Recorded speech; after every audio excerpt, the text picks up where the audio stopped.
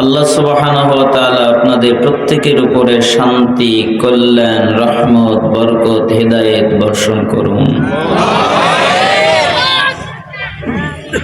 এবং আল্লাহ সুবহানাহু ওয়া তাআলা তার জান্নাতের জন্য আপনাদের প্রত্যেককে কবুল করে নিন। আপনারা জানেন, অবগতিতে আছেন, এটি একটি দ্বীনি মজলিস, তাই নয় কি? দ্বীনি মজলিসে আসতে হয় জ্ঞান অর্জন করার জন্যে, ইলম অর্জন করার জন্যে, অন্য কোনো নিয়তে নয়। যারা জ্ঞান অর্জন করার জন্যে আসে, কাউকে দেখতে আসে না, কারো চেহারা দেখার জন্য আসে না, সত্যিকার অর্থে জ্ঞান অর্জন করার জন্যই আসে। আল্লাহর কাছে তাদের মর্যাদা অনেক বেশি। রাসূল সাল্লাল্লাহু আলাইহি ওয়াসাল্লাম বলেন, মিশকাতের 204 এবং 212 নম্বর হাদিস, মান সালাকা তরিকান ইয়ালতামিসু ফিহি ইলমান সালাকাল্লাহু লাহু বিহি তরিকান মিন তুরুকিল জান্নাহ। যে ব্যক্তি জ্ঞান অর্জন করার জন্যে, ইলম অর্জন করার জন্যে, কোরআন এবং হাদিস জানার জন্যে কোনো জায়গায় যায়, আল্লাহ তাআলা এর বিনিময়ে তার জান্নাতের পথকে সহজ, সরল, সঠিক করে দেয়। অর্থাৎ কেউ যদি চায় আল্লাহ তাআলা আমার জান্নাতের পথকে সহজ করে দিক, আল্লাহ তাআলা আমার জান্নাতের পথকে সঠিক করে দিক, আল্লাহ তাআলা আমার জান্নাতের পথকে সরল করে দিক, এটা যদি কেউ চায়, তাহলে এমন জায়গায় যেন যায় যেখানে জ্ঞান অর্জন করা যায়। দারিমির 271 নম্বর হাদিস, দারিমিতে এসেছে 271 নম্বর হাদিস। রাসূল সাল্লাল্লাহু আলাইহি ওয়াসাল্লাম বলেন, যে ব্যক্তি রাতের সামান্য সময়, অল্প সময় জ্ঞান অর্জন করে, সারা রাত তাহাজ্জুদ পড়লে, নফল সালাত আদায় করলে যে নেকি হয়, আল্লাহ ওই নেকি তাকে দান করে। অত্র হাদিস দ্বারা বোঝা যায়, নফল সালাত এবং তাহাজ্জুদ এর চেয়ে জ্ঞানের মর্যাদা আল্লাহর কাছে অনেক বেশি। আত-তারগীব ওয়াত-তারহীব, আল্লামা মুনজিরি রাহিমাহুল্লাহর সংকলিত একটি কিতাব। যেই হাদিসের গ্রন্থে উৎসাহমূলক এবং ভীতি প্রদর্শনমূলক হাদিস সংকলন করেছেন, তবে কিতাবের ভিতরে কিছু জয়ীফ এবং জাল হাদিস ছিল। আল্লামা আলবানী রাহিমাহুল্লাহ ওই কিতাবটাকে পরিশুদ্ধ করে সংস্করণ করে নামকরণ করলেন সহিহ আত-তারগীব ওয়াত-তারহীব। এই কিতাবের 86 নম্বর হাদিসের মধ্যে রাসূল সাল্লাল্লাহু আলাইহি ওয়াসাল্লাম বলেন, যে ব্যক্তি কোনো মসজিদে যায়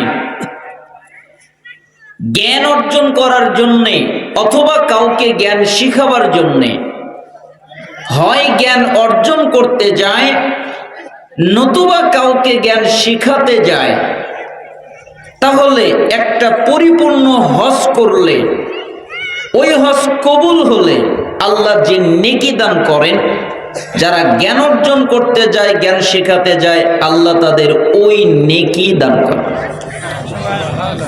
অত্র হাদিস দ্বারা বোঝা যায়, হজের চেয়ে জ্ঞানের মর্যাদা আল্লাহর কাছে অনেক বেশি।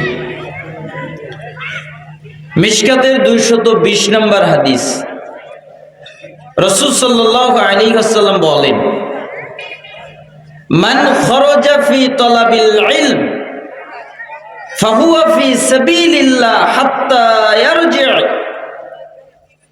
যে ব্যক্তি জ্ঞান অর্জন করার জন্যে ইলম অর্জন করার জন্যে, কোরআন জানার জন্যে, হাদিস জানার জন্যে বাড়ি থেকে বের হয়।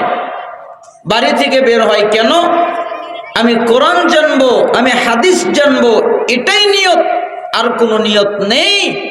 তাহলে যতক্ষণ পর্যন্ত বাড়িতে ফিরে না যায় ততক্ষণ তার আমল নামায় জিহাদ করার নেকি হতে থাকে। বলেন তো কিসের নেকি? জিহাদ।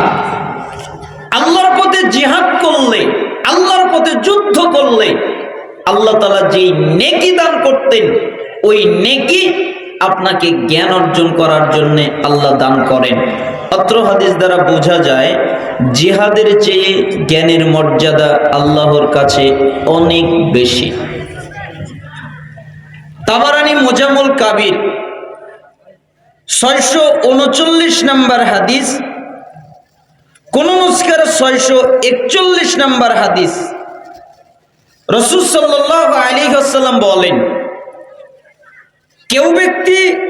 কোন ব্যক্তি যদি কোনো দ্বীনি মজলিসে যায় যেখানে কোরআন এবং হাদিস থেকে আলোচনা করা হয়, এমন জায়গায় গিয়ে তারা যদি 3টা কাজ করে: এক, তারা বসে, তার মানে দ্বীনি মজলিসের একটা আদব হলো বসে যাওয়া।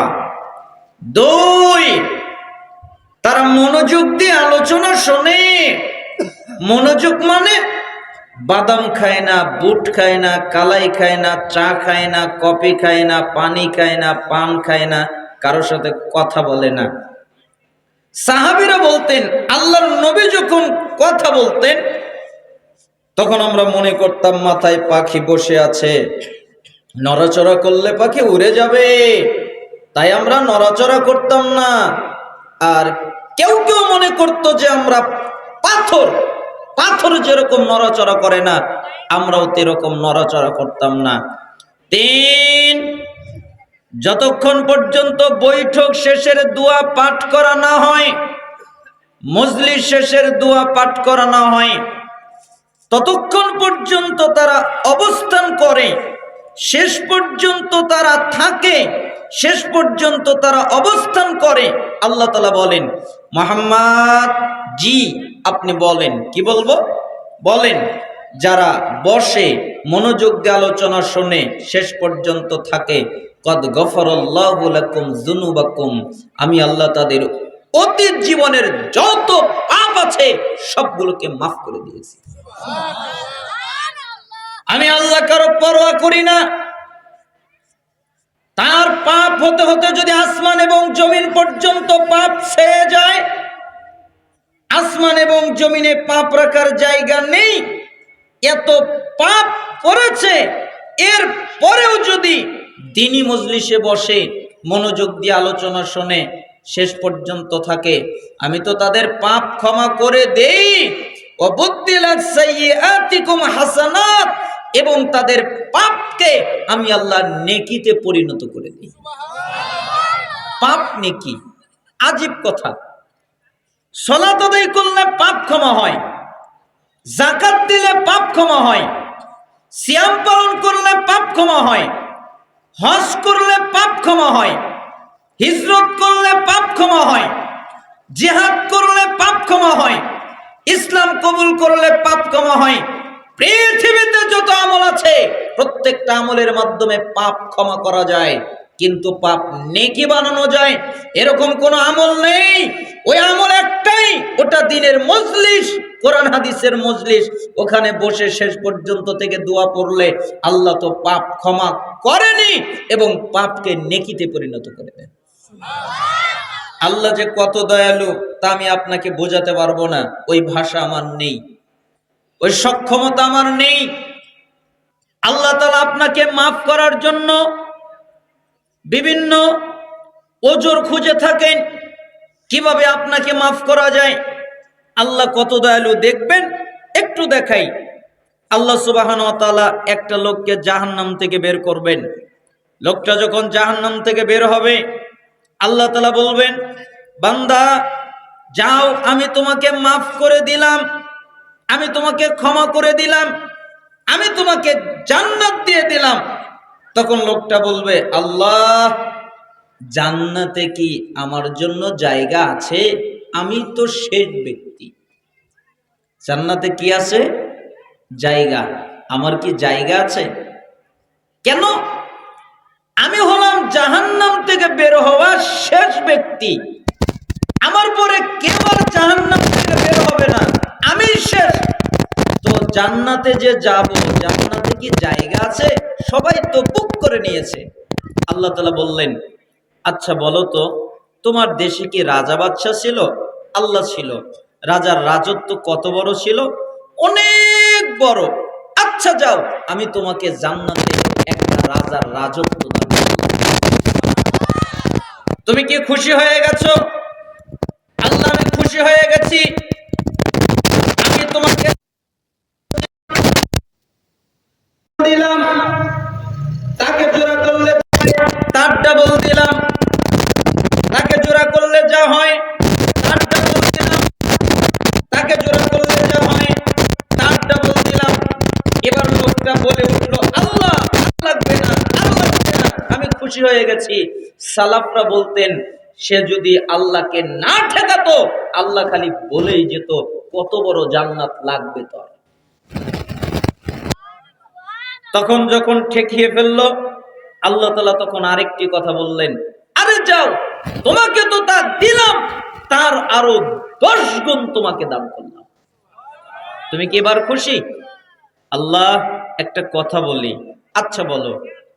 আমি হলাম পাপী মানুষ, আমি হলাম গুনাহগার মানুষ, আমাকে আপনি জাহান্নাম থেকে বের করেছেন, শেষ ব্যক্তি আমি। আমার পরে কেউ আর জাহান্নাম থেকে বের হবে না, আমার পরে আর কেউ জান্নাতে যাবে না। আমার জান্নাত যদি এটা হয়, তাহলে আপনার নেককার বান্দা, পরহেজগার বান্দা, তাদের জান্নাত কেমন তা কি বলা যাবে? আল্লাহ তাআলা বলেন, আমি আমার নেককার বান্দাদের জন্য যেই জান্নাত তৈরি করে রেখেছি, ওই জান্নাতের বৃক্ষ গাছপালা আমি আল্লাহ নিজের হাত দিয়ে লাগিয়েছি। আমি ওই জান্নাতকে নিজের মতো করে সাজিয়েছি। এরপরে ওই জান্নাতকে সিলগালা করে দিয়েছি, আটকিয়ে দিয়েছি। কোনো চোখ দেখেনি, কোনো কান শোনেনি, কোনো অন্তর পরিকল্পনা করতে পারেনি। জিবরাইল, জি জান্নাত দেখে আসো। তার মানে জিবরাইল আলাইহিস সালাম জান্নাত দেখেছেন, তবে ওই স্পেশাল জান্নাত দেখেননি। কোনো চোখ দেখেনি, কোনো অন্তর পরিকল্পনা করেনি, কোনো কান শোনেনি। এমন জান্নাত আমি আমার বান্দাদের জন্য রেখে দিয়েছি। তখন সাহাবীরা লাফ মেরে উঠে বললেন, আল্লাহ নবী, আল্লাহ নবী, মনে হয় জান্নাতটা আপনাদের, তাই না? মুহাম্মদ সাল্লাল্লাহু আলাইহি সাল্লাম বললেন, না, এমন কিছু বান্দা আছে যারা আল্লাহকে দেখেনি, তারপরে আল্লাহর আনুগত্য করে, আল্লাহ যা নিষেধ করেন তা ত্যাগ করে। রাসূলকে, আমি মুহাম্মদকে দেখেনি, তারপরেও আমার আনুগত্য করে, আমি যা নিষেধ করেছি তা ত্যাগ করে। এমন ব্যক্তিও ওই জান্নাতের ভিতরে প্রবেশ করবে। এটা হলো আল্লাহর দয়া। ওই আল্লাহ বলছেন, আমি তাদের পাপ তো ক্ষমা করেই এবং পাপকে নেকিতে পরিণত করে দিই। আচ্ছা, আপনারা কি চান আল্লাহ সুবহানাহু ওয়া তাআলা এই মর্যাদা আমাদের উপরে নাজিল করুক? চান? আল্লাহ সুবহানাহু ওয়া তাআলা আপনাদেরকে আল্লাহর দ্বীনের জন্য কবুল করুন। আমি অনেকক্ষণ সময় আপনাদেরকে কষ্ট দিব না, সংক্ষিপ্ত কিছু কথা বলার চেষ্টা করব। আমি আমার খুতবার মধ্যে একটি আয়াত পাঠ করেছি। আসলে আপনারা মনে করিয়েন না যে আলোচনা নতুন। কেন? কোরআন এবং হাদিসে যা আছে প্রায় সব আপনারা আলেমদের কাছ থেকে শুনে জেনে ফেলেছেন, তাই না? এখন বাকি আছে কি? মানা। এই জন্য আমাদের কাজ হচ্ছে স্মরণ করিয়ে দেওয়া। আল্লাহ তাআলা বলেছেন যে মুমিনদের স্মরণ করিয়ে দাও। কেন? তাহলেই তাদের উপকার হবে। আচ্ছা বলেন, সুদ খাওয়া হালাল না হারাম? ঘুষ খাওয়া হালাল না হারাম? জিনা করা হালাল না হারাম? মিথ্যা বলা হালাল না হারাম? গীবত করা হালাল না হারাম? সব জানেন, তা আমি আর কি বলবো? এজন্য আমাদের কাজ স্মরণ করিয়ে দেওয়া, যাতে আপনাদের কিছু হলে উপকার হয়। কারণ আল্লাহ বলেছেন, মুমিনদের স্মরণ করিয়ে দাও, ওটাই তাদের জন্য উপকারের কারণ হবে। আমি সূরা হাসরের 7 নম্বর আয়াত পড়েছি, যেখানে আল্লাহ তাআলা বলেন, ওয়ামা আতাকুমুর রাসূলু ফাখুযুহু, রাসূল মুহাম্মদ তোমাদের যা দেয় তোমরা তা নেও, ওয়ামা নাহাকুম আনহু ফান্তাহু, এবং রাসূল তোমাদের যা থেকে নিষেধ করেন তোমরা তা থেকে বিরত হও। তার মানে আল্লাহর নবী যা আদেশ করেন তা পালন করো, আল্লাহর নবী যা নিষেধ করেন তা ত্যাগ করো। ওয়াত্তাকুল্লাহ, এ ব্যাপারে আল্লাহকে ভয় করো।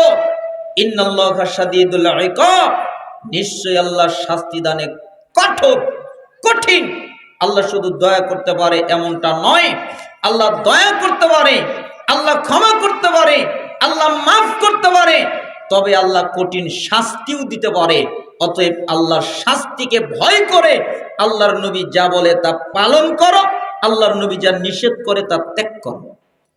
এই আয়াত থেকে যেটা বোঝা যায় সেটা হচ্ছে একটা মানুষের সফলতার সবচেয়ে গুরুত্বপূর্ণ টার্নিং পয়েন্ট হচ্ছে রাসূলের আনুগত্য করা। কার আনুগত্য করা? রাসূলের। আপনি কি চান? আল্লাহর ভালোবাসা চান, রাসূলের আনুগত্য করেন। আপনি হিদায়াত চান, রাসূলের আনুগত্য করেন। আপনি পাপ থেকে ক্ষমা চান, রাসূলের আনুগত্য করেন। আপনি সফলতা চান, রাসূলের আনুগত্য করেন। আপনি জান্নাত চান, রাসূলের আনুগত্য করেন। কেন? এগুলো আপনি অটোমেটিক পেয়ে যাবেন।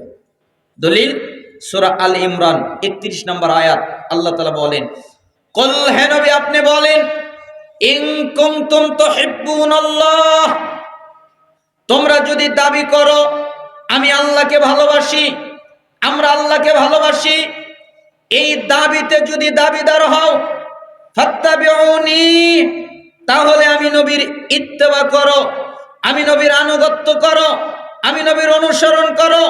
ইউহিব্বুকুমুল্লাহ, তাহলে আল্লাহ তাআলা তোমাদের ভালোবাসবেন।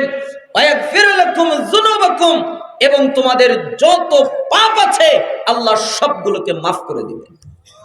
কার আনুগত্য করলে? রাসূলের আনুগত্য করলে।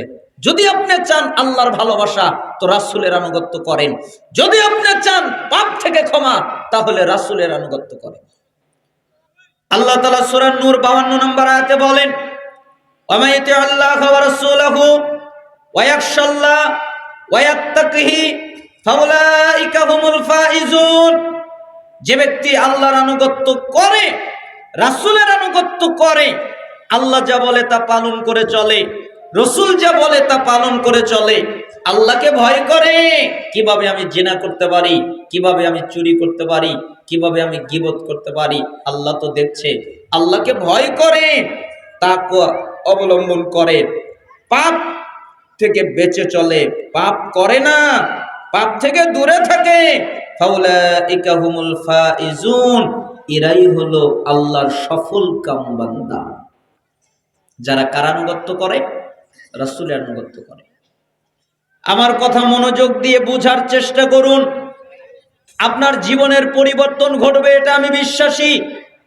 আপনি যদি শেষ পর্যন্ত আমার কথা মনোযোগ দিয়ে শুনতে পারেন, আপনার জীবনের পরিবর্তন ঘটবেই, এতে আমি বিন্দুমাত্র অবিশ্বাসী নই, আমি পরিপূর্ণ বিশ্বাসী আপনার জীবনের পরিবর্তন ঘটবে। আর আপনি যদি মনোযোগ দিতে না পারেন আপনার পরিবর্তন ঘটবে এটা আমি বলতে পারছি না। আল্লাহ তাআলা সূরা নিসার 13 নম্বর আয়াতে বলেন, সূরা আল ইমরানের 15 নম্বর আয়াতে বলেন, সূরা ফাতহের 17 নম্বর আয়াতে বলেন, যে ব্যক্তি রাসূলের আনুগত্য করে আল্লাহ তাআলা তাকে এমন জান্নাতে প্রবেশ করাবেন যে পায়ের নিচ দিয়ে নদী প্রবাহিত হবে। পায়ের নিচ দিয়ে কি প্রবাহিত হবে? নদী। কার? যে রাসূলের আনুগত্য করে। সূরা আরাফ 158 নম্বর আয়াত, ফাআমিনু বিল্লাহি ওয়া রাসূলিহিন নাবিয়্যিল উম্মিয়্যি আল্লাযী ইউমিনু বিল্লাহি ওয়া কালিমাতিহি ওয়াত্তাবিউহু লাআল্লাকুম তাহতাদুন, তোমরা ঈমান আনো আল্লাহর প্রতি এবং আল্লাহর বার্তাবাহক উম্মি নবীর প্রতি। কেন? যে নবী আল্লাহর প্রতি ঈমান এনেছেন, আল্লাহ যে কিতাব নাজিল করেছেন ওই কিতাবের প্রতি ঈমান এনেছেন। ওয়াত্তাবিউহু, তোমরা ওই নবীর আনুগত্য করো, তোমরা ওই নবীর ইত্তেবা করো, তোমরা ওই নবীর অনুসরণ করো, লাআল্লাকুম তাহতাদুন, তাহলে আল্লাহ তাআলা তোমাদেরকে হেদায়েত দান করবেন। কি দান করবেন? হেদায়েত। এই তিনটি আয়াত থেকে 5টা জিনিস পেলাম। 1, আল্লাহর ভালোবাসা, 2, হেদায়েত, 3, পাপ থেকে ক্ষমা, 4, সফলতা, 5, জান্নাত। আবার শোনেন, 1, আল্লাহর ভালোবাসা, 2, হেদায়েত, 3, পাপ থেকে ক্ষমা, 4, সফলতা, 5, জান্নাত। কোথায় থেকে পেলাম? রাসূলের আনুগত্য করলে। এজন্য বলছিলাম আপনার এবং আমার জীবনের সবচেয়ে গুরুত্বপূর্ণ পয়েন্ট হচ্ছে, সবচেয়ে জরুরি পয়েন্ট হচ্ছে, সবচেয়ে জরুরি কারণ হচ্ছে একমাত্র রাসূলের নিঃস্বার্থভাবে তার আনুগত্য করা। আবু দাউদ খোলেন 4607 নম্বর হাদিস, তিরমিজি খোলেন 2676 নম্বর হাদিস, ইবনে মাজাহ খোলেন 42 নম্বর হাদিস, ইবনে হিব্বান খোলেন 5 নম্বর হাদিস, সহিহ আত-তারগিব ওয়াত তারহিব খোলেন 37 নম্বর হাদিস। অনেক বড় লম্বা একটা হাদিসের এক অংশে তিনি বলেন, ওয়া ইন্নাহু মান ইয়াইশ মিনকুম বা'দি ফাসায়ারা ইখতিলাফান কাসীরা ফাআলাইকুম বিসুন্নতি ওয়া সুন্নাতিল খুলাফাইর রাশিদিন আল মাহদিয়্যিন আদ্দু আলাইহা বিন নওয়াজিজ। শোনো, তোমরা যারা আমার পরে জীবিত থাকবে, আমি নবী তোমাদের মধ্যে আর বেশি দিন বেঁচে থাকবো না, আমি তোমাদের মধ্যে থেকে চলে যাব, আমি তোমাদের মধ্য থেকে বিদায় হয়ে যাব। তবে তোমরা যারা আমার পরে বেঁচে থাকবে তারা দেখতে পাবে অনেক ইখতিলাফ, অনেক মতভেদ, অনেক মতানৈক্য, একজনের সাথে আরেকজনের মিল নেই।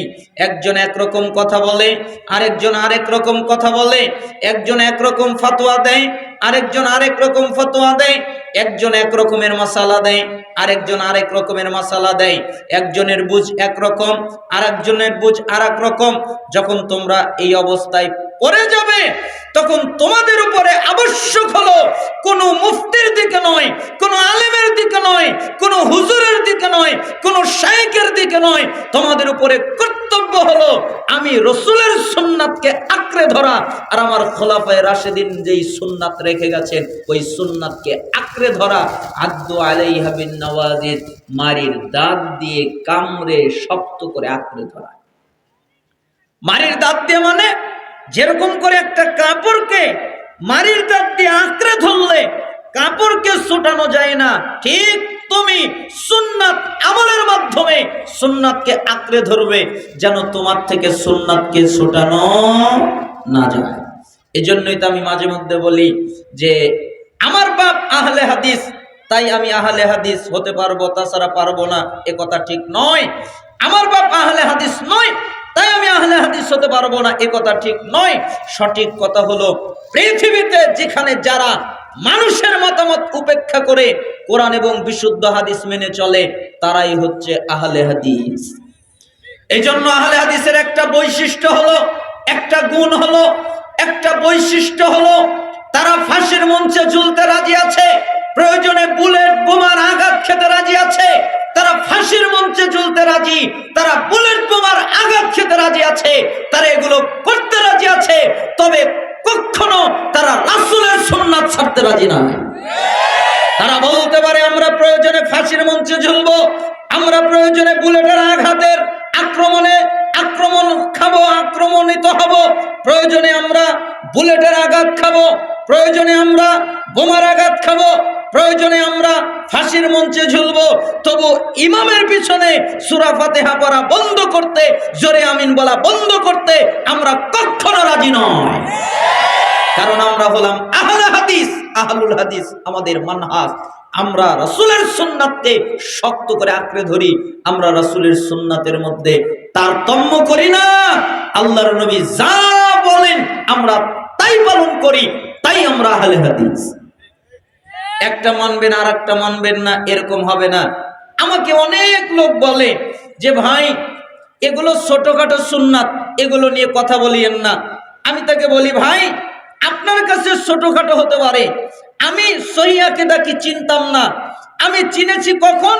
যখন ছেলেরা জোরে আমিন বলেছে, তারা বুকে হাত বেঁধেছে, তারা ইমামের পিছনে সূরা ফাতিহা পড়েছে, তারা পায়ে পা কাঁধে কাঁধ মিলিয়ে দাঁড়িয়েছে, তারা জানাজার সালাতে সূরা ফাতিহা পড়েছে।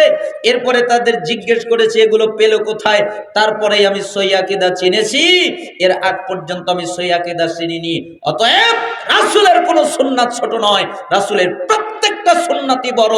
অতএব যারা আহলুল হাদিস তারা জীবন দিবে তবু রাসূলের সুন্নাত ত্যাগ করবে না।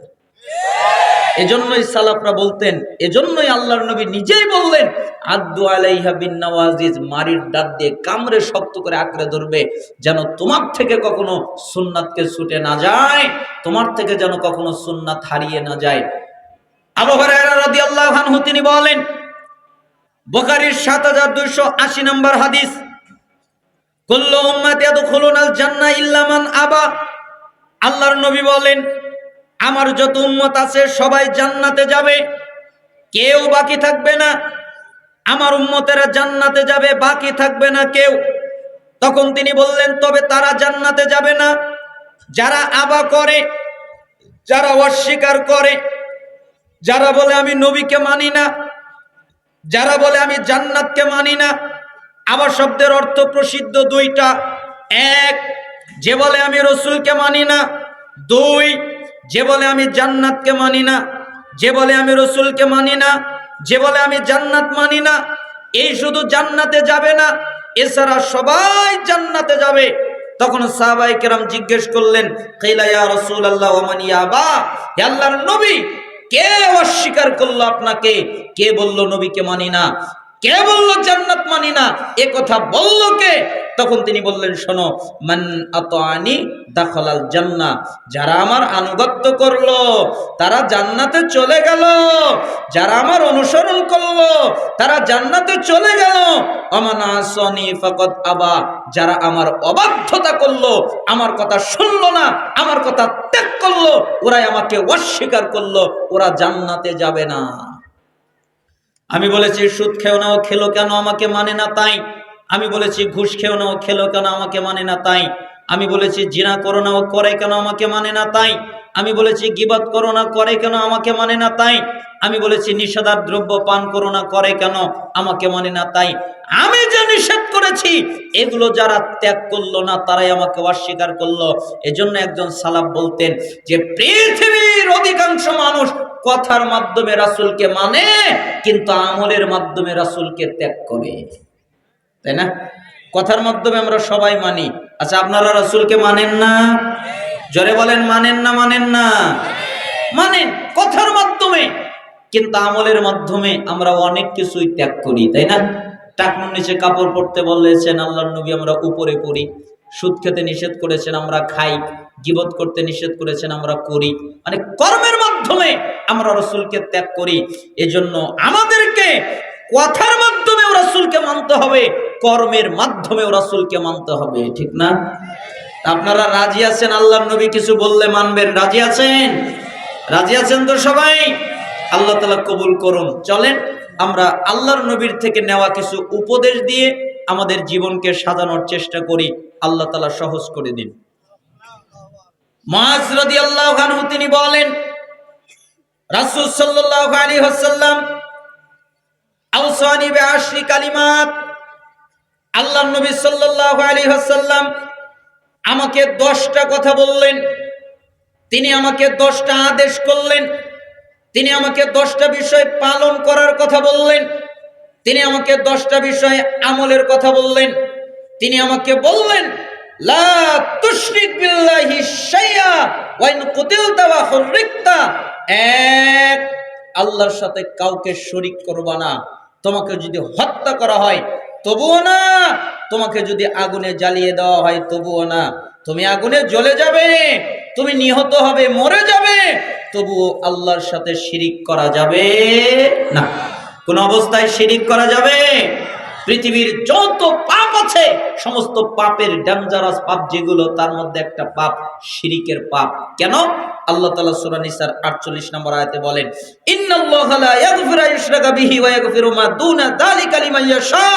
নিশ্চয়ই যে ব্যক্তি আল্লাহর সাথে শিরিক করে, আল্লাহ সুবহানাহু ওয়া তাআলা এই শিরিকের পাপ ক্ষমা করেন না। এছাড়া যত পাপ আছে আল্লাহ যাকে চায় তাকে মাফ করে দেয়। তার মানে শিরিকের পাপ আল্লাহ ক্ষমা করে না। এছাড়া যত পাপ আছে আল্লাহ ইচ্ছা করলে সুদের পাপ ক্ষমা করে দিতে পারেন, ঘুষের পাপ ক্ষমা করে দিতে পারেন, জিনার পাপ ক্ষমা করে দিতে পারেন, ব্যভিচারের পাপ ক্ষমা করে দিতে পারেন, নিষেধাজ্ঞ দ্রব্যের পাপ ক্ষমা করে দিতে পারেন। কিন্তু আল্লাহ শিরিকের পাপ বিচারের মাঠে ক্ষমা করবেন না। এজন্য আল্লাহ তাআলা বললেন, নিশ্চয়ই যে ব্যক্তি আল্লাহর সাথে শিরিক করে আল্লাহ তাআলা এই শিরিকের পাপ ক্ষমা করবেন না। এছাড়া যত পাপ আছে আল্লাহ যাকে চায় তাকে মাফ করে দেয়। সূরা মায়েদা 72 নম্বর আয়াত, ইন্নাহু মাইয়ুশরিক বিল্লাহ, নিশ্চয়ই যে ব্যক্তি আল্লাহর সাথে শিরিক করে, ফাকাদ হারামাল্লাহু আলাইহিল জান্নাহ, আল্লাহ তাআলা তার উপরে জান্নাতকে হারাম করে দেন।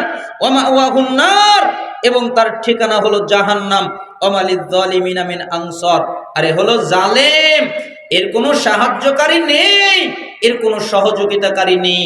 সে সাহায্যকারী হিসেবে আল্লাহকে পাবে না, সে সাহায্যকারী হিসেবে কোনো নবীদেরকে পাবে না, সে সাহায্যকারী হিসেবে কোনো ফেরেশতা মালাকদেরকে পাবে না, সে সাহায্যকারী হিসেবে কোনো আল্লাহর বান্দাদেরকে পাবে না, সে সাহায্যকারী হিসেবে বাপ মা আত্মীয় স্বজন সন্তান সন্ততি কাউকে পাবে না। তার কোনো সাহায্যকারী নেই, তার ঠিকানাটাই হলো জাহান্নাম, আর জান্নাত তার উপরে হারাম। কেন? সে আল্লাহর সাথে শিরিক করেছে তাই।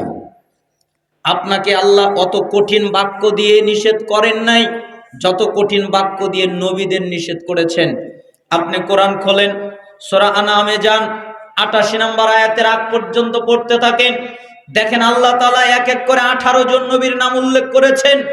18 জন নবীর নাম উল্লেখ করে তিনি বলছেন, ওয়ালাউ আশরাকু লাহাবিতা আনহুম মা কানু ইয়ামালুন।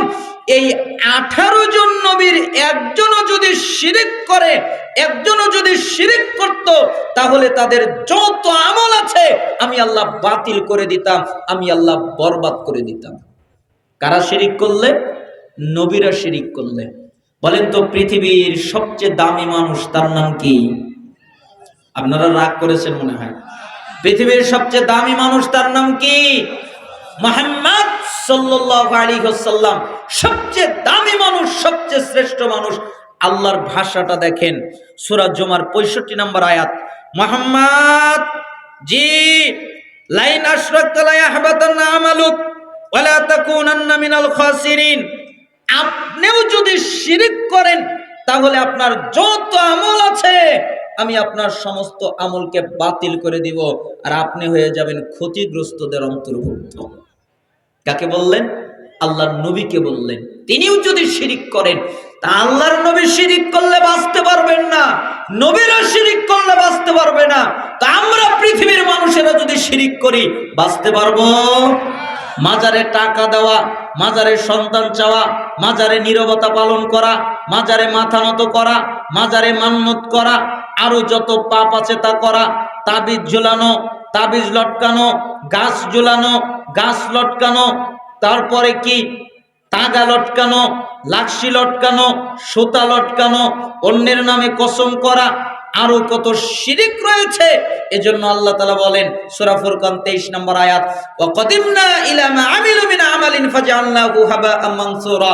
আমি তাদের আমলের দিকে খেয়াল করব, আমি তাদের সালাত দেখব, আমি তাদের যাকাত দেখব, আমি তাদের সিয়াম দেখব, আমি তাদের হজ দেখব, আমি তাদের কোরআন তেলাওয়াত জিকির আজকার দেখব, এরপরে দেখব তাদের ইবাদতে শিরিক আছে। এই কারণে আমি তাদের যত আমল আছে সবগুলোকে ধুলিকণার মতো রূপান্তরিত করে উড়িয়ে দিব। তার মানে শিরিক থাকলে কোনো আমল বিচারের মাথায় টিকবে না। তাই আল্লাহর নবী প্রথম বাক্য বললেন, কখনো আল্লাহর সাথে শিরিক করবে না। তোমাকে যদি হত্যা করা হয় তবুও না, তোমাকে যদি আগুনে জ্বালিয়ে দেওয়া হয় তবুও না। ওয়ালা তাউকান্না ওয়ালিদাইক ওয়া ইন আমারাকা আন তাখরুজা মিন আহলিকা মালিক। দুই, পিতা মাতার নাফরমানি করবা না, তোমার বাপ মা যদি তোমাকে তোমার পরিবার ছেড়ে দিতে বলে, তুমি তোমার পরিবার ছেড়ে দিবে। তোমার বাপ মা যদি তোমাকে তোমার সম্পত্তি ব্যয় করে দিতে বলে, তুমি তোমার সম্পত্তি ব্যয় করে দিবে। বাপ মা যদি বলে পরিবার ছেড়ে দে, তাই করবে। বাপ মা যদি বলে স্ত্রী তালাক দে, তাই করবে। বাপ মা যদি বলে টাকা পয়সা দান করে দে, তাই করবে। তবুও পিতামাতার নাফরমানি করবে না। আর বাংলাদেশের অধিকাংশ যুবকদের ফ্যাশন হলো পিতামাতার কথা না মানা। তারা বাপ মার কথা মানতে চায় না। বাংলাদেশ 93% নাকি মুসলমানের দেশ, তো 93% মুসলমানের দেশে এতগুলো বৃদ্ধাশ্রম হয় কি করে? মুসলমানের দেশে কেন বৃদ্ধাশ্রম হবে? এতগুলো বৃদ্ধাশ্রমের কারণ আছে। কেন? এই বাপ মা, এটার একটা কারণ। এই বাপ মা সন্তানকে কোরআন শিক্ষা দেয়নি, সন্তানকে দ্বীন শিক্ষা দেয়নি, সন্তানকে ইসলাম শিক্ষা দেয়নি, সন্তানকে দিয়েছে দুনিয়াবি শিক্ষা। তাই সন্তান হয়েছে ব্যারিস্টার, সন্তান হয়েছে মাস্টার, সন্তান হয়েছে ডক্টর, সন্তান হয়েছে ডাক্তার, সন্তান হয়েছে ইঞ্জিনিয়ার। আর সন্তান একটা বিয়ে করে বউ নিয়ে এসেছে, বউ বলেছে তোমার বাপ মা যদি এ সংসারে থাকে আমি তোমার ভাত খাবো না। তাই ওই ইঞ্জিনিয়ার, তাই ওই ডাক্তার, তাই ওই ব্যারিস্টার, তাই ওই উকিল জজ, তারা কি করলো? বাপ মাকে বৃদ্ধাশ্রমে রেখে আসলো। অধিকাংশ এরকম। একটা হুজুর 5,000 টাকা বেতনের চাকরি করে, 10,000 টাকা বেতনের চাকরি করে, তার বাপ মা বৃদ্ধাশ্রমে যায় না। কিন্তু অনেক বড় বড় সরকারি কর্মকর্তা করে, অনেক বড় বড় চাকরি করে, কিন্তু তার ভাত অনেকেই পায়, শুধু বাপ মাই পায় না। অনেকে এরকম আছে। এজন্য মুসলমানের দেশে কেন বৃদ্ধাশ্রম থাকবে? তাই আল্লাহর নবী বললেন তুমি তোমার বাপ মার আনুগত্য করবে। 3টি মেডেল 3টি মাকে দিয়েছেন, gold medal, silver medal, bronze medal, 3টাই মা পেয়েছে। সবাই বলে বাপকে দিয়েছেন, কিছুই নয়। অথচ যদি হিসাব করতে যায় তাহলে মায়ের চেয়ে বাপ কোনো অংশে কম নয়। কেন? পৃথিবীর সবচেয়ে নিঃস্বার্থ ব্যক্তি, তার মধ্যে একজন হলো বাপ, তাই না? বাপ যে নিজের জন্য কিছু করে না, সব অন্যের জন্য করে। একটা পুরুষ হচ্ছে যে নিজের জন্য খাটে না, সে খাটে হলো অন্যের জন্য, তাই না? সবচেয়ে নিঃস্বার্থ হচ্ছে বাপ। একটা ঘটনা আমার মনে পড়ে গেল। একদিন একজন বাপ তার সন্তানকে বলছিলেন, বাবা তোমার সাথে আমার একটু কথা আছে, তুমি কি আমাকে একটু সময় দেবে? না, আমার সময় নেই। আরে বাপ, আমাকে একটু সময় দাও না। না, আমার সময় নেই, আমাকে 10টা মিনিট সময় দাও। আচ্ছা ঠিক আছে, কোথায় যাবে? পার্কে যাব তোমার সাথে। কোথায়? ওই পার্কে। আচ্ছা ঠিক আছে চলো। তো সন্তান বাপকে নিয়ে পার্কে যাচ্ছেন। তো বাপ একটা কাক দেখতে পেরেছেন, তাই সন্তানকে জিজ্ঞেস করছেন যে হে আমার আদরের ছেলে, বলো তো এটা কি? তখন সন্তান প্রথমবারে রেগে গেছে। তুমি কি মজাক করো? তুমি কি ইয়ার্কি করো? তুমি দেখতে পাচ্ছ না এটা একটা কাক? সন্তান কোনবারে রেগে গেছে? প্রথমবারে। এরপরে আবার বাবা দ্বিতীয়বার জিজ্ঞেস করেছে, বাবা এটা কি? তখন সন্তান বলছে, তুমি কি আমার সাথে মজাক করো? তুমি কি আমার সাথে ইয়ার্কি করো? আমি গত মাসে তোমাকে চশমা কিনে দিলাম, এখনো তুমি দেখতে পারো না? এটা মজা করার জায়গা নয়। বাপ তুমি এমন কেন? তুমি এত কঠিন কেন? তুমি কি দেখতে পারছো না এটা কি? এটা একটা কাক। কতগুলো কথা শোনালো, তারপরে জবাব দিল। বাপের চোখ দিয়ে টস টস করে পানি পড়ছিল। তার কাছে একটা ডায়েরি ছিল, ডায়েরিটা বের করে সন্তানকে বললেন, বাবা আজ থেকে 30 বছর আগে, তখন তোমার বয়স ছিল 2 বছর, এখন তোমার বয়স হলো 32 বছর। তুমি কিছু বলতে পারতে না, আমতা আমতা করে কথা বলতে, তোমার কথা বোঝা যেত না। তোমাকে নিয়ে পার্কে আমি হাঁটছিলাম, তুমি একটা কাক দেখে আমাকে জিজ্ঞেস করেছিলে, বাবা এটা কি? আমি বলেছিলাম এটা কাক। তুমি আবার জিজ্ঞেস করেছিলে, ও কাক, তাহলে ওটা কি? আমি বলেছিলাম ওটাও কাক। আবার জিজ্ঞেস করেছিলে, তাহলে এটা কি? আমি বলেছিলাম এটাও কাক। আবার জিজ্ঞেস করেছিলে, তাহলে ওটা কি? আমি বলেছিলাম ওটাও কাক। 10 মিনিট ধরে 30 বার আমার কাছে জিজ্ঞেস করেছিলে, আমি বাপ 30 বার তোমার প্রশ্নের জবাব দিয়েছিলাম, একবারও রেগে যাইনি। আমি তোমার বাপ, বাপ তোমার জন্য সব করতে পারে, কিন্তু তুমি আমার সন্তান, প্রথমবারেই রেগে গেছো। সন্তান বাপের জন্য সব করতে পারে না, বাপ সন্তানের জন্য সব করতে পারে। আপনি দেখেন না আপনার বাপের চরিত্র কেমন? আমার বাপ আপনার বাপ একই রকম, আলাদা নয়। বাপগুলো আলাদা হয় না, একই রকম হয়। আপনার বাপ আমার বাপ। ঈদের দিনে আমার মাকে কাপড় চোপড় দিতে হয়, এটা আমার বাপ কোনোদিন ভুলে যায় না। ঈদের দিন আমার বাপ তার স্ত্রীকে কাপড় দিতে হয়, এটা আমার বাপ ভুলে যায় না। ঈদের দিন আমার বাপ আমাদের কাপড় চোপড় দেয়, সন্তানকে নতুন জামা কাপড় দিতে হয়, স্যান্ডেল দিতে হয়, এটা বাপ ভুলে যায় না। বাপ শুধু ভুলে যায় নিজের একটা জামা নিতে হবে, নিজের একটা জুতা নিতে হবে, নিজের একটা লুঙ্গি নিতে হবে। বাপ এটা ভুলে যায়, এটার নাম হলো বাপ। বাপ শুধু নিজের কথা মনে করতে পারে না। ওই গত ঈদে যেই জামাটা রয়েছিল ওইটা ইস্ত্রি করে পরে, যেই লুঙ্গিটা রয়েছিল ওইটা ইস্ত্রি করে পরে, যেই জুতাটা রয়েছিল ওটা সেলাই করে পরে। এটা হলো বাপ। অতএব ওই বাপ ওই মাকে কষ্ট দিও না। এজন্য আল্লাহর নবী বলেছেন, শোনো, পিতামাতার অবাধ্যতা করবা না। বাপ মা যদি তোমার পরিবার ছেড়ে দিতে বলে, স্ত্রী তালাক দিতে বলে, তাই করবে। বাপ মা যদি তোমার সম্পদ বিলিয়ে দিতে বলে, তাই করবে। তবু বাপ মার নাফরমানি করা যাবে না। ওয়ালা তাতরুকান্না সালাতান মাকতুবাতান মুতাআম্মিদান ফাইন্না মান তারাকা সালাতান মাকতুবাতান মুতাআম্মিদান ফাকাদ বারিয়াত মিনহু জিম্মাতুল্লাহ। আল্লাহর নবী বলেন, তোমরা ইচ্ছা করে ফরজ সালাত ছেড়ে দিও না। কেন? যারা ইচ্ছা করে ফরজ সালাত ছেড়ে দেয়, আল্লাহ তাদের উপর থেকে দায়িত্ব উঠিয়ে নেয়। তাদের প্রতি আল্লাহর কোনো দায়িত্ব থাকে না। কোন হাদিসে এসেছে আল্লাহর দ্বীনের দায়িত্ব উঠে যায়, কোন হাদিসে এসেছে আল্লাহর নবীর দায়িত্ব উঠে যায়। যারা সালাত আদায় করে না তারা আল্লাহ থেকে মুক্ত, তারা আল্লাহর দ্বীন থেকে মুক্ত, তারা আল্লাহর নবী থেকে মুক্ত।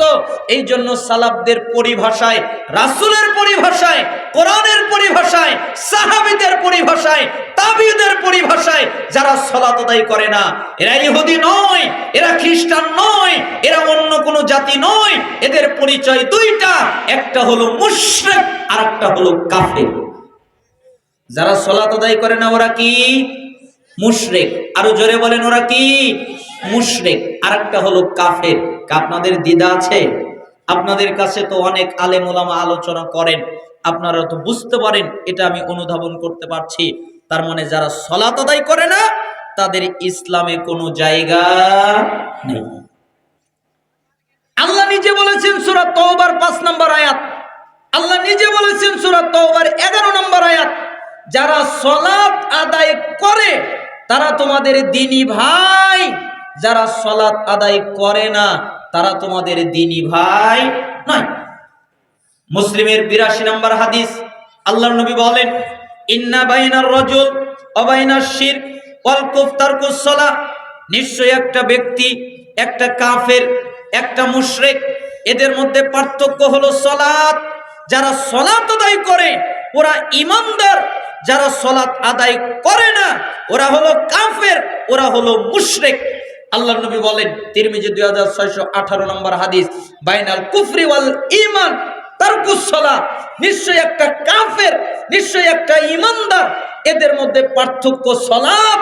যারা সালাত আদায় করে ওরা ঈমানদার, যারা সালাত আদায় করে না ওরা হলো কাফের। তিরমিজির 2621 নম্বর হাদিস, আলাহাদুল্লাযী বাইনানা বাইনাহুমুস সালাহ ফামান তারাকাহা ফাকাদ কাফার। আমাদের মধ্যে তাদের মধ্যে ব্যবধান হলো সালাত। আমরা যারা সালাত আদায় করি তারা ঈমানদার, ওরা যারা সালাত আদায় করে না ওরা কাফের। ইবনে মাজাহ 1080 নম্বর হাদিস, লাইসা বাইনাল আবদ ওয়াশ শিরক ইল্লা তারকুস সালাহ ফাইজা তারাকাহা ফাকাদ আশরাক। নিশ্চয় একটা বান্দা আল্লাহর সত্যিকারের বান্দা, ঈমানদার বান্দা, আর একটা মুশরিক, এদের মধ্যে পার্থক্য হলো সালাত। যারা সালাত ছেড়ে দিল ওরা শিরিক করলো। সালাত ছেড়ে দিলে কি করলো? শিরিক করলো। সালাত আদায় করা কার ইবাদত? আল্লাহর ইবাদত। আর সালাত আদায় না করা কার ইবাদত? শয়তানের ইবাদত। এই জন্য কেউ যদি সালাত আদায় করে তাহলে সে সত্যিকারের ঈমানদার, কিন্তু আল্লাহর ইবাদত করলো। আর যে সালাত আদায় করলো না সে হলো কাফের মুশরিক, শয়তানের ইবাদত করলো। এই জন্য রাসূলের ফতোয়া দ্বারা প্রমাণিত হয়ে যায় যারা সালাত পড়ে না তারা কাফের। পরবর্তী প্রজন্ম সাহাবী আব্দুল্লাহ বিন মাসউদ রাদিয়াল্লাহু আনহু বলেন, মান তারাকাস সালাহ ফালা দীন লাহু, যারা সালাত আদায় করে না তাদের দিন নেই।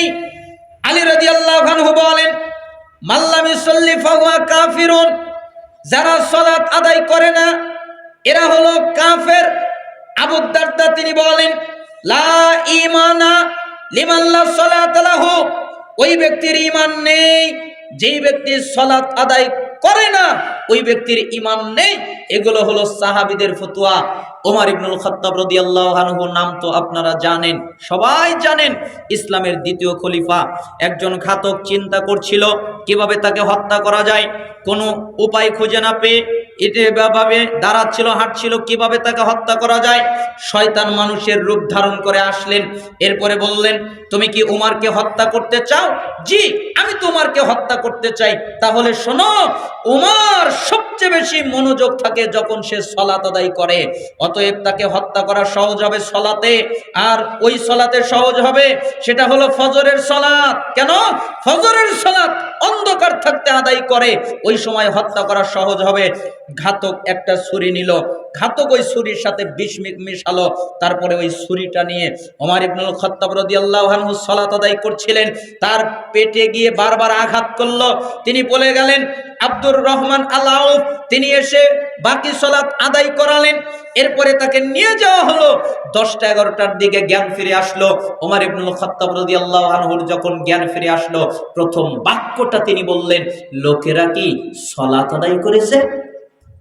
তার মানে তিনি জানেন আমি 1 রাকাত পড়েছি, আর 1 রাকাত পড়তে পারি নেই, তাই লোকেরা কি সালাত আদায় করেছে? তখন সাহাবীরা বললেন, জি, সালাত আদায় হয়ে গেছে। তখন তিনি বলছেন, হায় হায় হায়, উমারের কি হবে? হায় আফসোস, উমারের কি হবে? লা হাজ্জা ফিল ইসলাম লিমান তারাকাস সালাহ, ওই ব্যক্তির ইসলামে কোনো জায়গা নেই যে ব্যক্তি সালাত আদায় করে না। উমারের কি হবে? হায় হায়, উমারের কি হবে? একথা উমর ইবনুল খাত্তাব বললেন। 1 রাকাত ছুটে গেছে অনিচ্ছাকৃতভাবে, তাই তিনি চিন্তা করেন তার ইমানের কি হবে। আর আপনি দৈনিক 5 ওয়াক্ত ত্যাগ করেন আর বলেন নামাজ না পড়লে কি হবে, আমার ইমান ঠিক আছে। ওমরকে চেনেন, ওমর কেমন? ওমর রাদিয়াল্লাহু আনহু খোলা তরবারি নিয়ে বের হয়ে আসলেন। জিজ্ঞেস করা হলো, কোথায় যাচ্ছ? মুহাম্মাদের দেহ থেকে কল্লা আলাদা করার জন্য আমি ওমর রওনা দিয়েছি।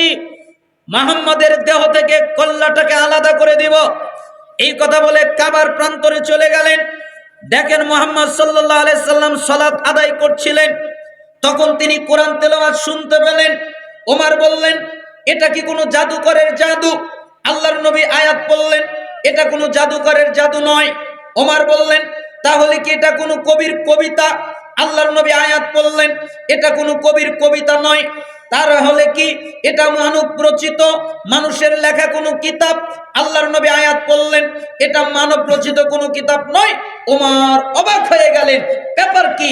আমি যা বলি তাই বলে, আমি যা বলি তাই বলে। ওই দিন আর তিনি তাকে হত্যা করলেন না, তিনি চলে গেলেন। পরের দিন কিছুদিন পরে আবার বের হয়ে আসলেন, খোলা তরবারি হাতে করে নিয়ে বের হয়ে আসলেন। একজন লোকের সাথে দেখা পড়ে গেল। কি ব্যাপার ওমর, তরবারি নিয়ে কোথায় যাও? আরে মুহাম্মদকে হত্যা করার জন্য যাচ্ছি, তার দেহ থেকে মাথা আলাদা করার জন্য যাচ্ছি। কেন? আরে মুহাম্মদ আমাদের দেবদেবীকে গালি দেয়, মুহাম্মদ আমাদের মূর্তিদের গালি দেয়, মুহাম্মদ আমাদের মূর্তিদের অভিশাপ দেয়, মুহাম্মদ আমাদের দেবদেবীদের অভিশাপ দেয়। আজকে মুহাম্মদের শরীর থেকে কল্লাটা আলাদা করে দেওয়ার জন্য আমি ওমর রওনা হয়েছি। লোকটা বললেন, মুহাম্মদের কথা বাদ দাও, তোমার বোন সেই তো মুহাম্মদের দ্বীন গ্রহণ করেছে, তোমার বোনের স্বামী সেই তো মুহাম্মদের দ্বীন গ্রহণ করেছে, তাহলে তোমার কি হবে? ওমর ইবনুল খাত্তাব রাদিয়াল্লাহু আনহু রেগে গেলেন। এরপরে রাসূলকে হত্যা করা বন্ধ করে দিয়ে তিনি তার বোনের বাড়িতে চলে গেলেন। দরজায় যখন দাঁড়ালেন তখন থেকে ভিতর থেকে কোরআন তেলাওয়াতের শব্দ শোনা যাচ্ছিল। খাব্বাব ছিল ভিতরে, তিনি তার বোন এবং বোন স্বামীকে কোরআন তেলাওয়াত করে শোনাচ্ছিলেন। ওমর দরজায় নক করলেন, খাব্বাব পালিয়ে আড়াল হয়ে গেলেন, দরজা বোন খুলে দিল। এরপরে ওমর ভিতরে চলে গেলেন। তোমরা কি পড়ছিলে? কোরআন পড়ছিলাম। তোমরা কার দিন গ্রহণ করেছো? মুহাম্মদের। কেন মুহাম্মদের দিন গ্রহণ করলে? এ কথা বলেই বোনকে পেটন দেওয়া শুরু করে দিলেন, মারধর করা শুরু করে দিলেন। এক পর্যায়ে মাটিতে শুয়ে পড়লেন বোন। বোনের মাথার উপরে পা রেখে বলছিলেন, বল মুহাম্মদের দিন ত্যাগ করবি কিনা বল। এরপরে বোনের স্বামীকে ধরে মারলেন, তাকে মাটির সাথে মিশিয়ে দিবে রইলেন। এক পর্যায়ে তার মনে পড়ে গেল, হায় হায় হায়, আমি আমার বোনকে কেন মারছি, আমি আমার বোন স্বামীকে কেন মারছি, এটা তো উচিত কাজ নয়, এটা তো ভালো কাজ নয়। তখন বোনকে বললেন, বোন কি যেন তেলাওয়াত তোমার ঘর থেকে শোনা যাচ্ছিল। তখন তিনি বললেন, আমরা কোরআন তেলাওয়াত শুনছিলাম খাব্বাবের কণ্ঠে। আচ্ছা, ওই কোরআনটা কি আমাকে দেওয়া যাবে পড়ার জন্য? না না, আপনাকে দেওয়া যাবে না। কেন দেওয়া যাবে না? আপনি হলেন অপবিত্র। তাহলে আমাকে কি করতে হবে? আপনি আগে পবিত্রতা অর্জন করেন, আগে গোসল করেন। ওমর ইবনুল খাত্তাব রাদিয়াল্লাহু আনহু গোসল করলেন, এরপরে চলে আসলেন। এরপরে কোরআন তার হাতে দেওয়া হলো। এরপরে তিনি পড়ছিলেন, তার চোখ দিয়ে টস টস করে পানি পড়ছিল। এবার ওমর বললেন, এটা মানব রচিত কিতাব হতে পারে না, এটা কোনো জাদুর কিতাব হতে পারে না, এটা কোনো কবির কবিতা হতে পারে না। বোন, তুমি কি আমাকে মুহাম্মদের কাছে নিয়ে যাবে? তাহলে আমি তার ধর্ম গ্রহণ করতাম। এ কথা বলে ওমর ইবনুল খাত্তাব আল্লাহর নবীর কাছে চলে গেলেন। যখন দরজায় নক করলেন, একজন সাহাবী দরজার আড়াল দিয়ে উকি মেরে দেখলেন ওমর এসেছে। তখন বললেন, ওমরের কাছে তরবারি রয়েছে, হয়তোবা সে কোনো ক্ষতি করার জন্য এসেছে। হামজা রাদিয়াল্লাহু আনহু আল্লাহর নবীর চাচা, তিনি বললেন, দরজা খুলে দাও। ওমর যদি কল্যাণ চায় আমরা তাকে কল্যাণ দিব, ওমর যদি খারাপ কিছু চায় তাহলে আমি হামজা তার জন্য যথেষ্ট আছি, দরজা খুলে দাও। দরজা খুলে দেওয়া হলো।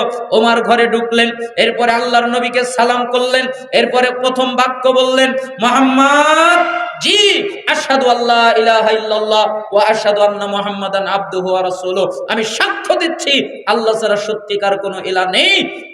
আমি আরো সাক্ষ্য দিচ্ছি মুহাম্মদ সাল্লাল্লাহু আলাইহি সাল্লাম আল্লাহর বান্দা ও রাসূল।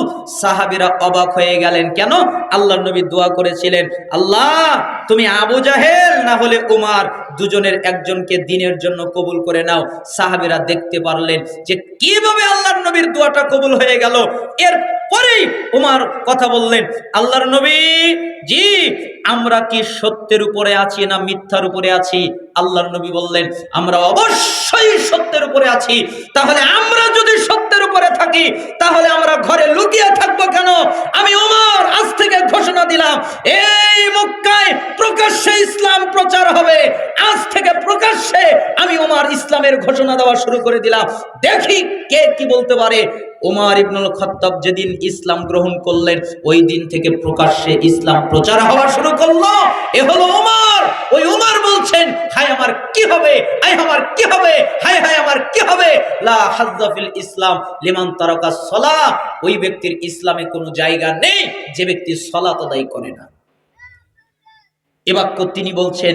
তাবি বলেন, আব্দুল্লাহ বিন শাকিক তিনি বলেন, কানা সাহাবু মুহাম্মদ সাল্লাল্লাহু আলাইহি ওয়াসাল্লাম লা ইয়ারাউনা শাইআম মিনাল আমাল তারকুহু কুফরুন গায়রা সালাহ। সাহাবীরা আমলের মধ্যে কোনো আমল ছেড়ে দেওয়াকে কুফরি মনে করতেন না, একমাত্র সালাত ছাড়া। কেউ যদি সালাত ছেড়ে দিত সাহাবীরা তাদেরকে কাফের মনে করত।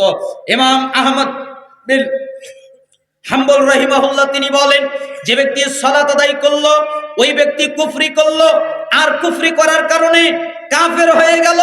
আর যদি মুসলমান শাসক থাকে তাহলে তাকে হত্যা করা বৈধ হয়ে গেল। তার মানে তার বেঁচে থাকার অধিকার নেই। যে সালাত আদায় করে না সে এত খারাপ।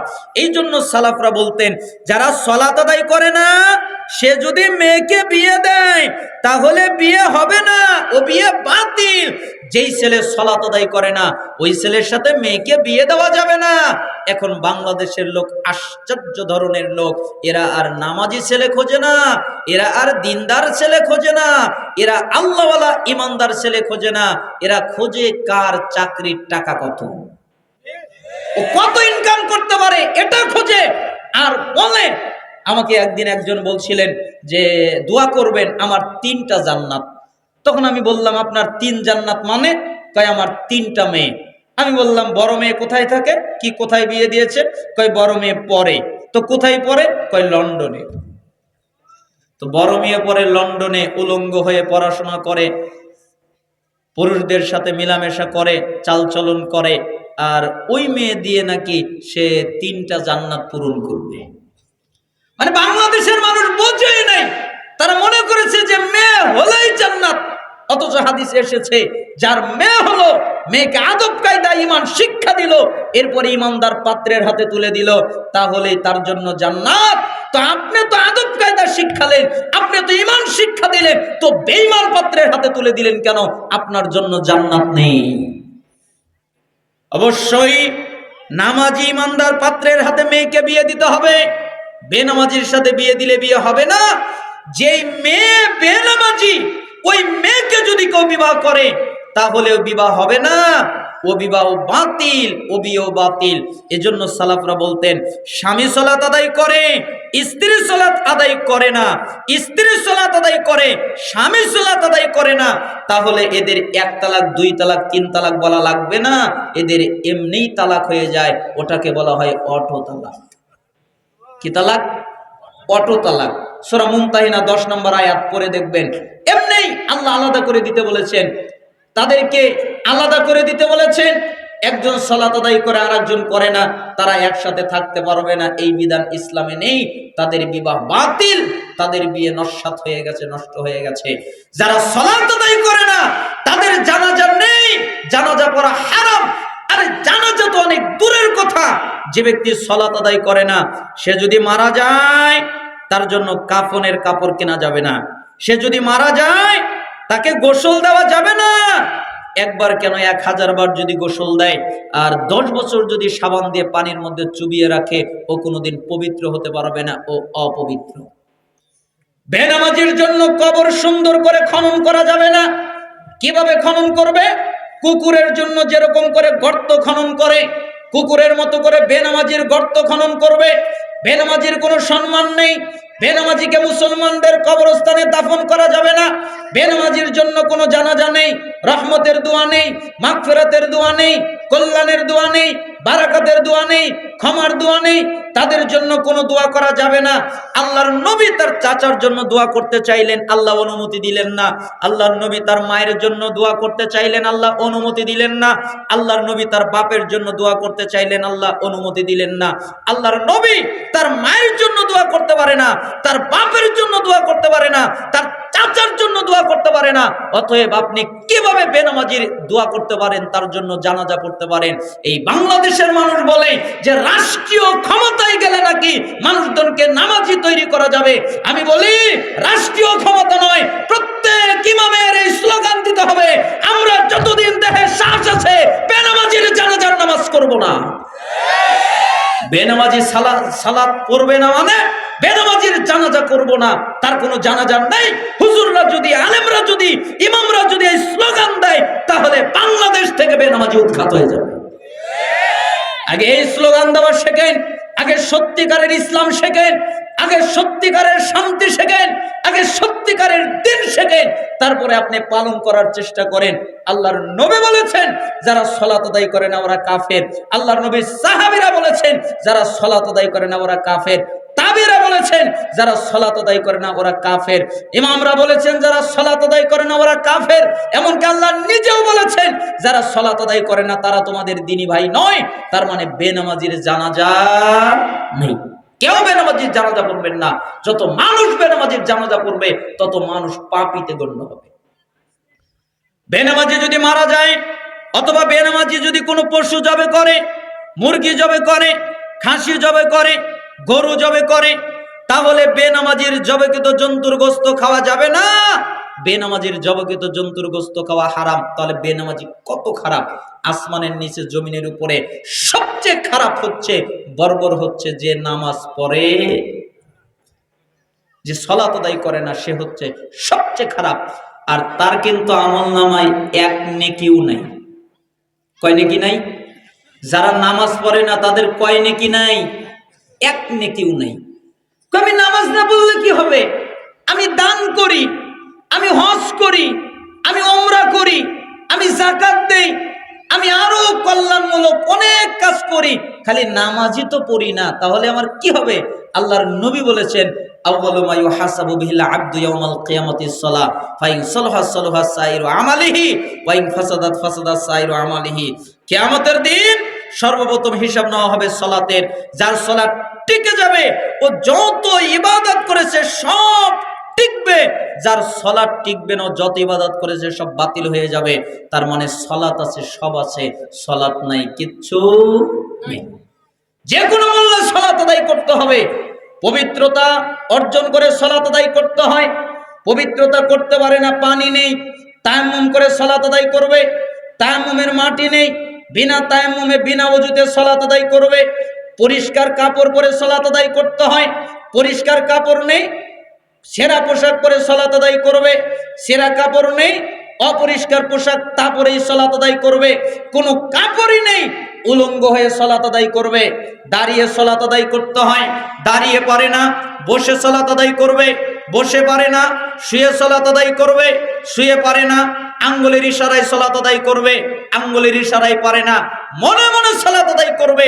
অন্তত পুরুষের জন্য এক ওয়াক্ত সালাত ত্যাগ করতে হবে, এরকম বিধান নেই। নারীদের জন্য দুই একদিন আছে হায়েস নিফাসের জন্য, কিন্তু পুরুষের এক ওয়াক্ত সালাত ত্যাগ করতে হবে, এরকম কোনো বিধান নেই। যে কোনো মূল্যে সালাত আদায় করতেই হবে। আপনারা কি বুঝলেন? নামাজ পড়লেও হবে না, না পড়লেও হবে? আরো জোরে বলেন, পড়তে হবে না হবে না? কারা কারা রাজি? দুই হাত উঁচু করে দেখান, লিল্লাহি তাকবীর। আল্লাহকে বলেন, হে আল্লাহ, আমরা আর নামাজ ছেড়ে দিব না, আমরা আর সালাত ছেড়ে দিব না। আল্লাহ তাআলা আপনাদেরকে কবুল করুন। আমি দোয়া করি আল্লাহ তাআলা আপনাদেরকে 5 ওয়াক্ত সালাত জামাতের সাথে আদায় করার তৌফিক দান করুন, এবং সালাত ত্যাগ করার যত ওজর আপত্তি আছে এগুলো থেকে আল্লাহ তাআলা আপনাদেরকে হেফাজত করুন। শয়তানের কুমন্ত্রণা থেকে, শয়তানের ওয়াসওয়াসা থেকে, শয়তানের ফিতনা থেকে আল্লাহ তাআলা আপনাদেরকে হেফাজত করুন। ওয়ালা রাসূল আল্লাহর নবী কথা বললেন, 3 সালাত ছেড়ে দিও না। ওয়ালা তাশরাবান্না খামরান ফান্নাহু রাসা কুল্লি ফাহিশা। 4 নিষাদার দ্রব্য পান করো না। কেন? নিষাদার দ্রব্য পান করলে বিবেক হারিয়ে যায়, জ্ঞান হারিয়ে যায়। এটা সমস্ত অশ্লীলতার মূল, সমস্ত অশ্লীলতার মাথা। এটা হলো নিষাদার দ্রব্য। বিড়ি, সিগারেট, গুল, জর্দা, তামাক, ইয়াবা, হেরোইন, ফেনসিডিল, মদ, এগুলো পান করো না। সবাই জানে মদ খাওয়া যাবে না, গাঁজা খাওয়া যাবে না, ইয়াবা খাওয়া যাবে না, হেরোইন খাওয়া যাবে না, ফেনসিডিল খাওয়া যাবে না, এটা জানে। এর পরেও তারা বিড়ি, সিগারেট, গুল, জর্দা, তামাক জাতীয় দ্রব্য পান করে, তাই না? আর যদি বলা হয় খান কেন, হুজুররাই বলে সমস্যা কি, মাকরু। তা আমি বলি যে বলবেই তো হুজুর, হুজুর যে নিজে খায়, আপনি গবেষণা করে দেখেন, যে হুজুর খায় ওই হুজুরই মাকরু বলে। কেন? আমি এক হুজুরকে জিজ্ঞেস করলাম, হুজুর এটা কি? কয় মাকরু। তো মাকরু মানে কি? কয় মাকরু মানে খারাপ। তাহলে আপনি খারাপ খান, আবার এটা ভালো কেন আপনি খান? এজন্যই তো আল্লাহ তাআলা বলেছেন, বুঝেও বোঝে না, অন্তর আছে বোঝে না, দেখেও দেখে না, চক্ষু আছে দেখে না, শুনেও শোনে না, কান আছে শোনে না। কেন? ওই যে ধূমপানের গায়ে লেখা আছে ধূমপান বিষপান, ধূমপানের কারণে স্ট্রোক হয়, ধূমপানের কারণে ক্যান্সার হয়, ধূমপানের কারণে হৃদয় রোগ হয়, জর্দার কারণে ক্যান্সার হয়, গুল খেলে এটা হয় সেটা হয়। এগুলো লেখা থাকে, দেখেও দেখে না, বুঝেও বোঝে না, শুনেও শোনে না। এজন্য আল্লাহ তাআলা বলেন, উলাইকা কাল আনআম, এরা চতুষ্পদ জন্তু জানোয়ারের মতো, বালহুম আদল, এর চেয়ে খারাপ। তার মানে যারা বিড়ি, সিগারেট, গুল, জর্দা, তামাক এগুলো পান করে, তারা ছাগল, তারা গরু, তারা কুত্তা, তারা শৃগাল, তারা শূকর, যত নিকৃষ্ট প্রাণী আছে সবগুলোর চেয়ে খারাপ।